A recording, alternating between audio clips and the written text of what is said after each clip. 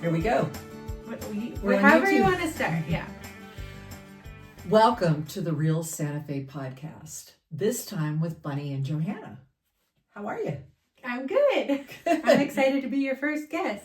Me too. We're so excited. We're making a transition. If you've listened to prior episodes, we're making a transition from the I Love New Mexico podcast to the Real Santa Fe podcast. And the reason we're doing it is because we feel like we're better able to focus on our neighborhood and the people and places that we know and love in Santa Fe, right? Yes, exactly. Yeah. And so if you've followed the I Love New Mexico podcast, we're really glad you're here. And if you're new, I'm Bunny Terry. I'm a Santa Fe writer, realtor. I love all things local. And this is a podcast where we dive really deep into what we know makes Santa Fe such an amazing, one-of-a-kind place to live or visit, but definitely to fall in love with. So this is Johanna. She has always been the producer of my podcast, which started with the Life-Saving Gratitude. Yes, thank you. Life-Saving Gratitude podcast, which transitioned then into the I Love New Mexico podcast for at least 2.5 years, over 100 episodes. And so here we are with Real Santa Fe. So welcome. We really wanted to talk about more local stories, talk to chefs and artists and people who grew up here, people who just moved here, and talk about their experiences. But what we want to provide is a one-stop place for you to find out what's actually going on in Santa Fe, and in a fun and informative way. Mm-hmm. Yeah, I think a lot of people have come to you for years as a Santa Fe expert, and of course, being, from here and then being a realtor in this area for the last 12 years, you are that Santa Fe expert. And so we thought, why don't we just compile all your knowledge into one easy to find place? And I think this will be it.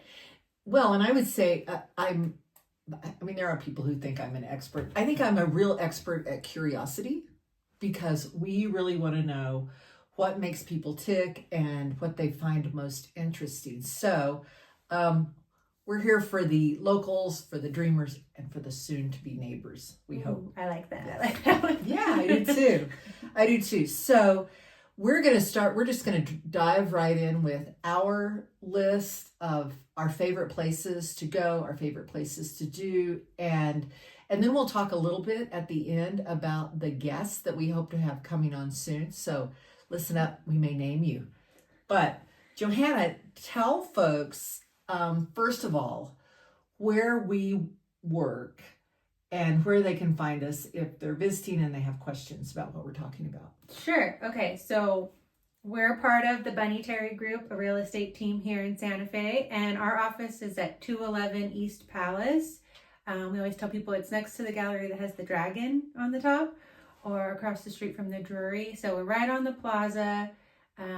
It's a beautiful spot to work, and we always get to stroll around downtown Santa Fe when we're taking a break or going for lunch. So you can come by and see us.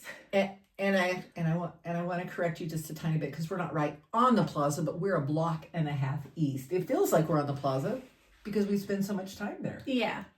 I think also being across kind of from the cathedral, it feels like you're already on the plaza. We're in the plaza area, I guess you could say. We are. We're very close to downtown. In fact, we're right next door to one of our favorite restaurants, El Palacio. Mm-hmm. So if you're downtown any day except Tuesday and Wednesday, and you want to have a great breakfast, lunch, or dinner, stop in El Palacio and then come next door to our office.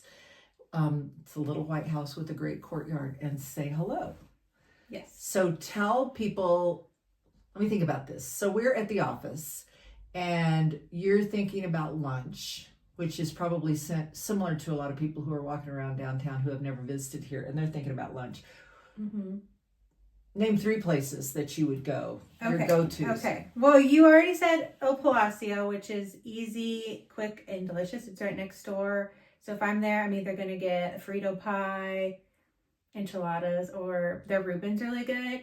And then if if it's Tuesday or Wednesday, you can't go there, I would walk down to the Shed, which is, that's like probably top 10 in most Santa Fe Guide books or whatever Yelp reviews. It can get pretty busy, especially tourist season. So if you get there right at 11, or later, they close at 2. So you kind of 2:30. 2:30. Yeah. So you kind of want to time that. Or if you have, you can sit at the bar.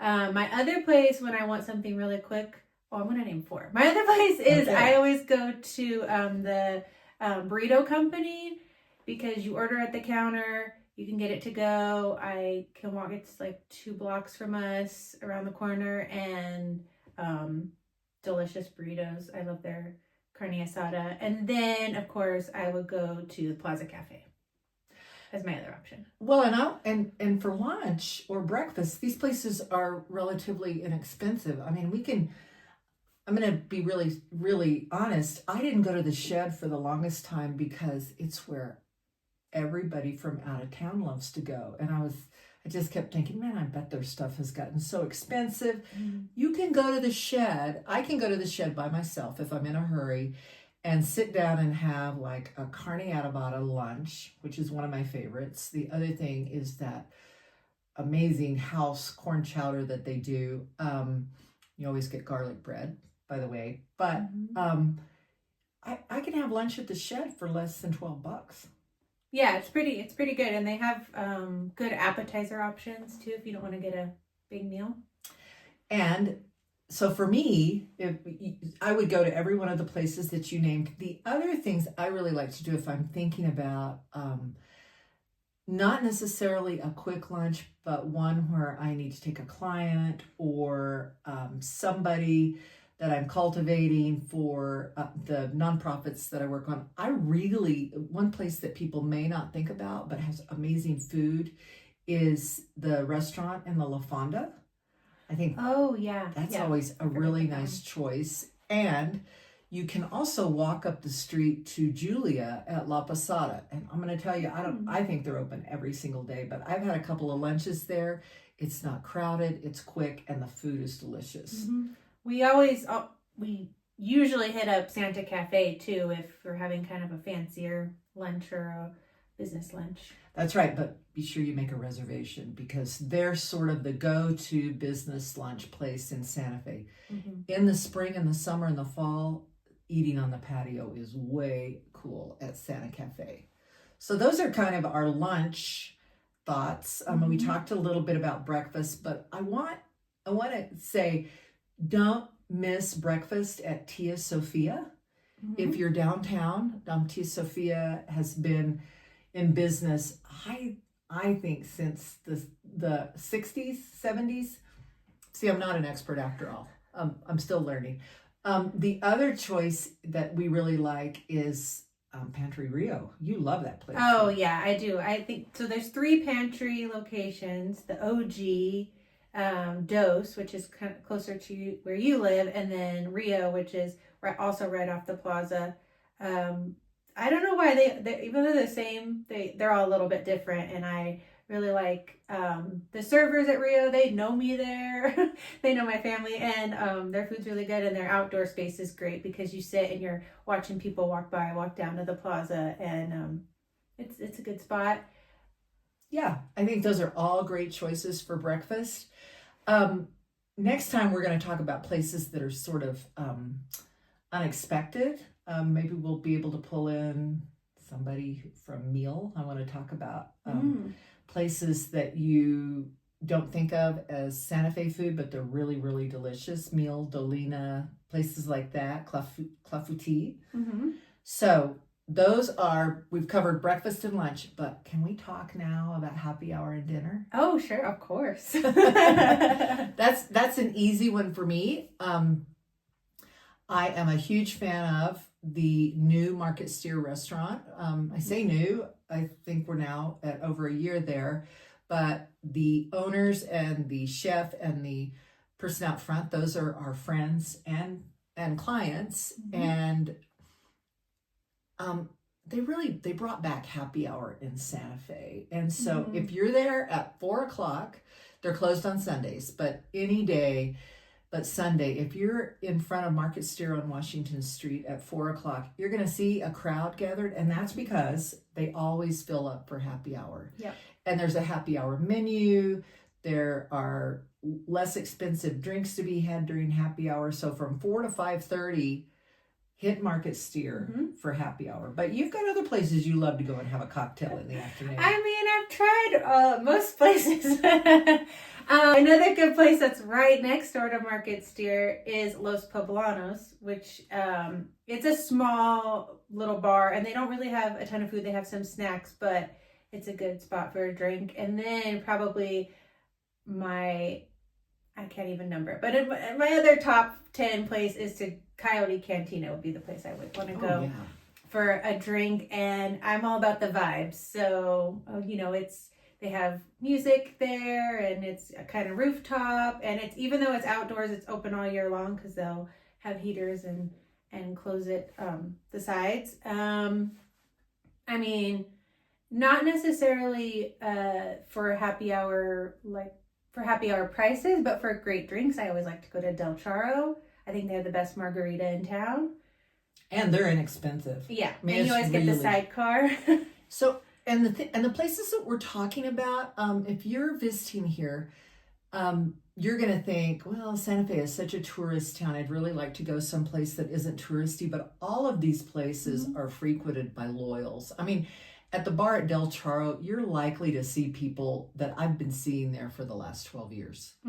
Yeah, and you see, it's a local place. I think that's very true. Like, even the quote unquote like touristy places have been around so long. They're also local hotspots. Like, even Tomasitas, which is probably the most touristy restaurant off the plaza, there's tons of locals there all the time. Right. And I think that's what people always want when they travel. And when they're visiting some places, they want to feel like, oh, I live like a local. I'm going to tell you, the locals go to those places. My other, I would say my honorable mention for a different kind of setting but delicious drinks is to go to Tonic. I think people don't really know about it or forget about it because it's kind of tucked away around the corner, but they have a cool 1920s speakeasy kind of aesthetic, and they make really cool specialty cocktails. The bartenders are really cool, and they'll always let you try something that you've never had before and, try to experiment with what you like. Wow, I've never been there. It's so good. I guess we should go have a drink. Yeah. That's so cool. And during the summer, a cool place to go that is tricky to get into, so be patient. You might not get in the first time, is the Bell Tower Bar at La Fonda. It's, now here's the thing about that. Take a hat, because it's on the west side of the building, and in the afternoon sun, and as the sun is setting, you're gonna wish you had a hat on, or you're going to wish you had gotten on the one part of the bar that has shades. So don't miss it, but be aware that it's bright up there. Okay, that's one I've never been to either. So well, here we go. We have two places we're gonna have to figure out. And as for dinner, I would say again. Oh, wait!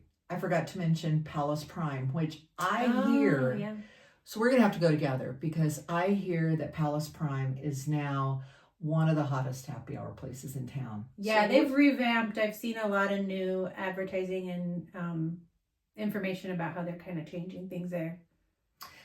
And finally, because not everything happens downtown, but off the plaza, go hang out at the patio at the Cowgirl. Oh yeah, that was going to be my recommendation. That's like our old school. And it's even a fun place. So I have a kid, a 4-year-old, and we had like a parent meetup, hang out there on Saturday, because in the back they have a little playground. So the parents can actually relax and have a drink or food, and the kids are playing, and it's totally enclosed. So that's a good spot to go. But they have live music like every day on the weekend. Great bar. It's a classic Santa Fe spot. It is. I think they have live music almost every night. I thought so, but I didn't want to say that Right. wrong. Right. So we'll try to remember to put links to all these places in the show notes. But let's shift gear from food because we could talk about food forever.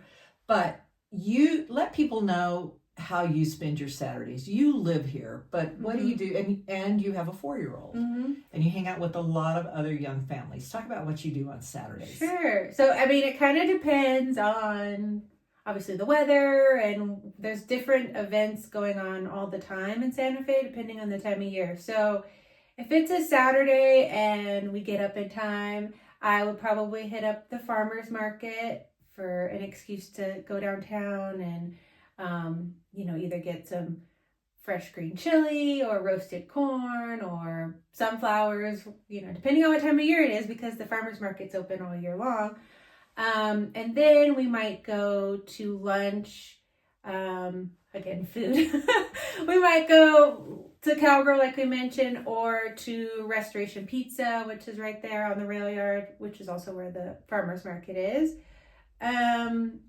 And then we might go take a walk around the plaza, or, if it's not too busy, we might hit up the Children's Museum or one of the other museums in town, like the Folk Art Museum, the History Museum. Those are fun for kids and people of all ages. And then, if we wanted to get a drink later on like Saturday evening, we might go to Santa Fe Brewery headquarters, or we always meet people up over there, and it's a fun spot. So I want to talk about Santa Fe Brewery headquarters because it is not on the plaza, but it is one of the coolest places to hang out in Santa Fe. And I'm going to tell you, Johanna and Lisa even had Milo's birthday party there, which was great for the kids and great for the parents. Yes, I know. My son calls it the brewery with the grass, because they have a huge grass area there where it's in front of the brewery, but there's tables and the food trucks out there, so people can sit out there, kids run around. They have kind of some outdoor game things out there. They also have a stage, so there's sometimes live music out there. But yeah, there's a food truck, right? Yeah, the food truck. Yeah, Fusion Tacos is always out there. I think, just people think of Santa Fe and they only think of the plaza or downtown, and there's so much, even a few miles away, or headquarters, which is way out on off 599, and there's stuff in Santa Fe outside the plaza. There is. One of the things that we put on our list to talk about is one of the underrated or best kept secrets in Santa Fe. And I was thinking, one of our favorite things to do on Saturday is to go to Santa Fe Antiques, which is a place that, I mean, if you're on Instagram and you do a search and find Santa Fe Antiques, you'll see it is one of the coolest places to look for. I mean, it's an antique mall of sorts. It's an old building that used to be a painting and decorating center. I mean, years ago, and decades, like when I was in high school. But it's a place now where you can go in and find everything from an old traffic sign from Santa Fe in the 60s to a stuffed bison head to mid-century furniture to pottery, Acoma pottery from the 1800s. Santa Fe Antiques is really my favorite, best kept secret, although it's not very well kept. Those guys, everybody knows about them. But if you come to town and you're thinking, man, I am tired of looking at museums and churches, and you want to do something fun, go over to Santa Fe Antiques and let John and Everett know that we sent you, because you're going to find something you want to buy there. They have amazing jewelry. Johanna always buys my birthday present there. Yeah, they have great stuff, and they're so nice over there. Do you have a secret place you've thought of? I thought of a place, but it's a little bit outside of Santa Fe. So I would say if you're visiting and you have a car, go to Lamy and go to Legal Tender, or to Knuckles Brewery, which is out there. Again, food and drinks. I think that's my hobby. That's why. But even if you're not there to eat or drink and you just kind of want to take a little cruise out there, it's a cool spot. It's like an old railroad town, and the legal tender is an old saloon that was built in the railroad times. in the 1800s, like 1855, 1860. Yeah, they have a lot of like history and stuff on the walls in there, but they're only open Friday, Saturday, and Sunday. Start from noon to I think 6 or 7. They're not open all the time, and they have a limited menu, but it's just a cool place to go see, kind of even just to take some pictures out there, get a feel of like old Santa Fe and the railroad, and we love going there. Well, and that brings us to one of our other things, our favorite things to do. And I would urge everybody to put this on their agenda if you're coming to town, is to ride Sky Railway, which runs on a set of tracks that go from Lamy, which is, I wish I knew. As a crow flies, it's about 12 miles straight south of my house. But I'd say it's about a 25-minute drive from the middle of town.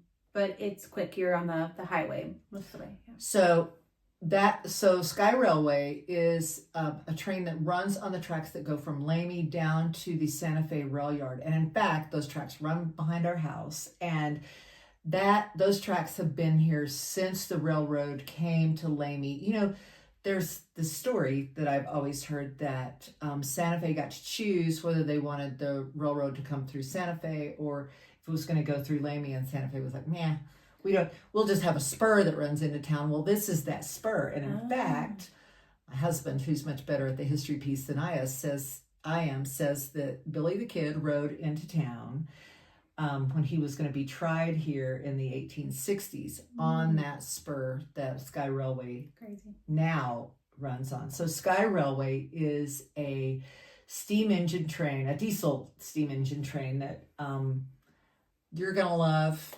It's a bit of a booze cruise sometimes, but it's also, because they serve cocktails and they have food, and there are open flat cars, but kids love it. Yeah, it's super cool.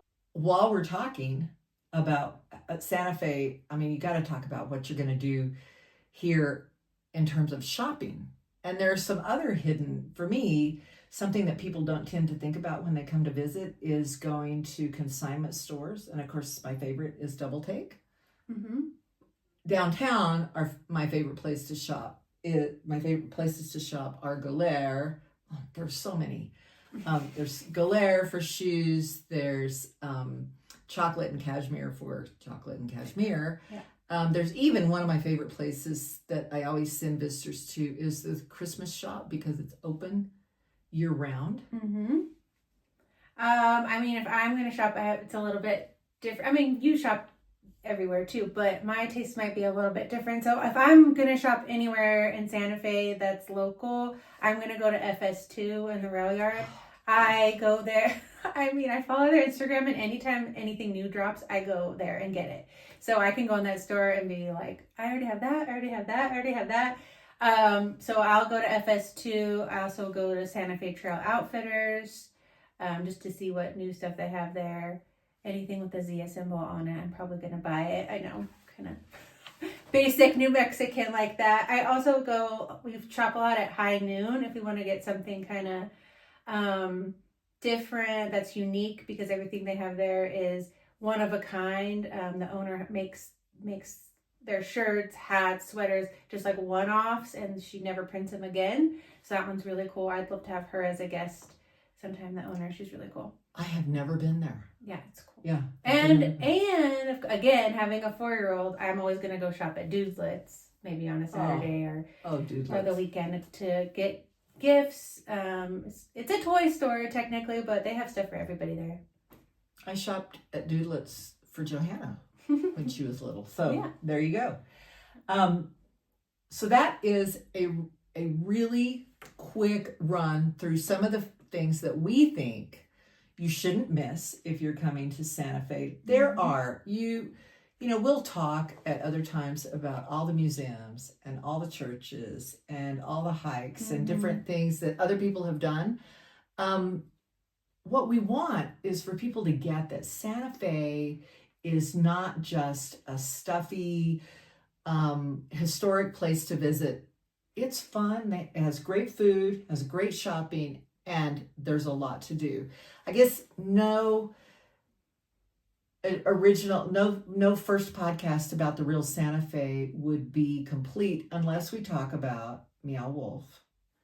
Right. Yeah. I mean, Meow Wolf, you can't miss it. I think if you don't know what it is, check the links or Google Meow Wolf, because it is kind of an institution at this point.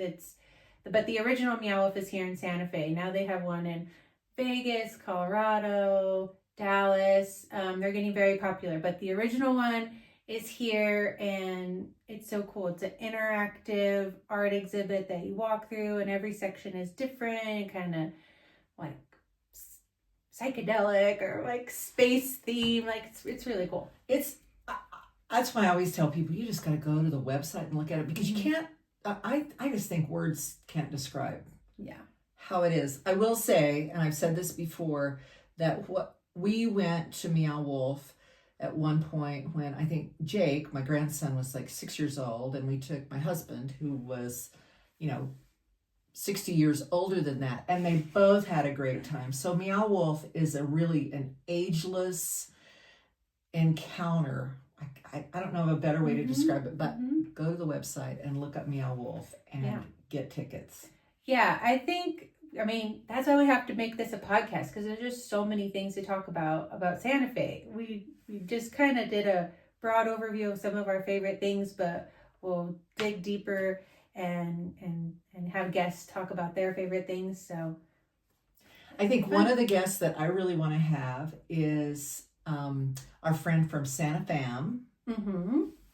Megan. Yes, we'll have Megan, because she has become, I'm not going to say overnight famous, but she's done very well showing families all the things that they can do every week with their kids. Yep. I mean, babies. I check her calendar every week on what activities to do with kids. It's super helpful, and she's doing a lot for advocating for families in Santa Fe, even to like change legislature and get us more infrastructures built that are family friendly. So yeah, I'd love to have her on. Even if you're just looking for the best playground in town, she has that kind of information. Yep. And then I also want to have some of our local authors on. I believe that if you go back, you'll find podcasts with Ann Hillerman and Doug Preston. I want to talk again to the publishers of Santa Fe Magazine. Who are you hoping for on the podcast? Oh gosh, there's a lot of people. We've had Eric Griego from FS2 on I Love New Mexico a couple of times, but I'd love to have him on. I'd actually think it'd be great to have Haley on to talk about how she opened up Chocolate and Cashmere down here and how it became a success. I don't know how she feels about being on a podcast, but and then the shop owners at the Christmas shop will be great to have again. Maybe some chefs, restaurant owners, maybe a docent at a museum or a gallery. So what we're asking for is for you to comment and send us your ideas for guests, because I feel like there are no boundaries here. We just want to talk about what's cool and what's real about Santa Fe. Yeah, it's going to be fun. It is. So come back. And thanks for paying attention and listen. No, wait, let me say that a different way. Thanks for showing up for our first very casual, real Santa Fe podcast. We're glad you're here.